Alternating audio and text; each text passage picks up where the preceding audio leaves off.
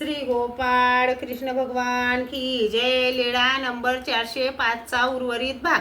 भोजा काय भोजा, आजकाल त्याला वाटले माझी उंची ब्रह्मांडा इतकी वाढली जी जी जी सर्वज्ञ म्हणाले, अरे तसे नाही, दूधही पांढरे आणि ताकही पांढरे, सोनेही पिवळे आणि भेगडही पिवळे, दायंबाने सांगितले। जी जी, तर मला वेरूळला जो आनंद झाला होता तो थोर नव्हे। सर्वज्ञांनी म्हटले, तो थोर आहे परंतु नित्य नाही। त्याने विनंती केली, जी जी, तर ज्याने ज्याने नित्य आनंद मिळेल ते सांगावे। जी सर्वज्ञ म्हणाले, बाई, पोर फार दिवसांनी ज्ञान दातृत्वाला योग्य झाला।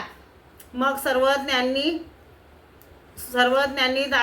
दायंबासाला अन्याय वृत्तीचे निरूपण केले। यावर आणखीही निरूपण झाले। मग दायंबासाला बोध झाला। मग सर्वज्ञांनी हिरडे बेआडियाचा दृष्टांत सांगितला। कोणी एकी माता असे, तिये चिया लेकूर वासी भूक नाही, माद्य पाडिले असे, म्हणून ते हिरडे या बेआडियाच्या गुडखा दे, मग तयासू भूक लागे, माद्य फिटे, मग स्तनपान दे। तसे परमेश्वर जीवास आपणच आरती उत्पन्न करून ज्ञान देतात। श्री गोपाळ कृष्ण भगवान की जय।